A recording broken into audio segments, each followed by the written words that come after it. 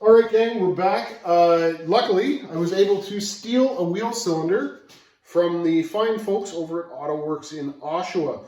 So, inside of this rag, somewhere in here, I have a wheel cylinder. It is, however, before we get started, full disclosure, missing one of the dust boots. Don't yell at me, I picked it out of a scrap bin. It was one of those, hey, it's good enough to show a disassembly. These are relatively inexpensive, so most of the time we just replace these things instead of repairing them or rebuilding them. Some manufacturers say you can fix them up, other manufacturers really don't want you to fix them up. So it all depends on what type of vehicle you're working on. This one was clipped into the backing plate. Some of them have a couple little bolts or maybe a big circlip that holds them in the backing plate. We can see here there's a dust boot on it. Now, when you're inspecting your drum brakes, you want to look at this wheel cylinder all the way around here and underneath for any liquid coming out.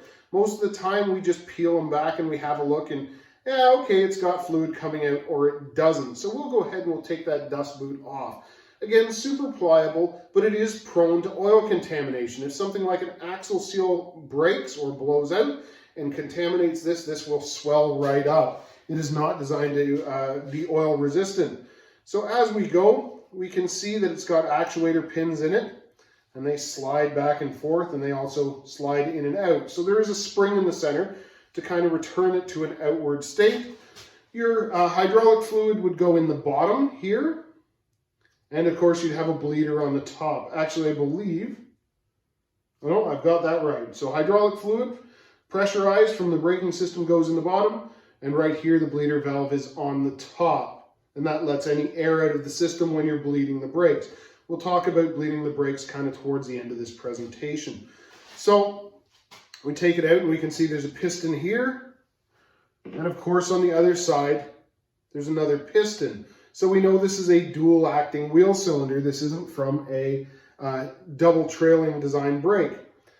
So now that we've got those out, oh, I just dropped a cup seal. We'll get the other cup seal out from the other side. And I dropped that cup seal too, so if you'll just wait just 1 second. Here's one cup seal. Got it in my hand. I'll hold it up to the camera so you can see it once I clean the dirt off of it. So this is a cup seal. We can see it's called a cup seal because it forms a bit of a cup.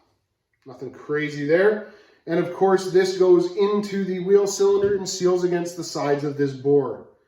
Like so. As hydraulic pressure hits it, it flares outwards and allows it to get pushed out instead of the fluid leaking past it. In the center, we have an expansion spring. Nothing too crazy.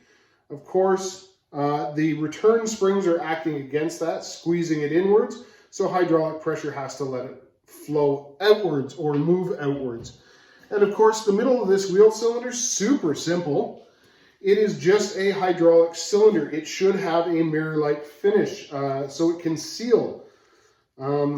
Most of these things, the manufacturers don't want you to hone them out anymore because of the specialized finish inside of them. But we can see this one, if we can see inside of it, we'll try, is a little bit pitted and there's some dirt and debris. And in the center, there's a pile of rot and rust that the brake system has deposited inside of this wheel cylinder. Was probably one of its main downfalls, was that corrosion in the bore. But that's it. That's all there is to a wheel cylinder. Super simple and super effective for a drum brake system. So when we come back, we'll be talking about brake system maintenance. Until then, we'll see you soon.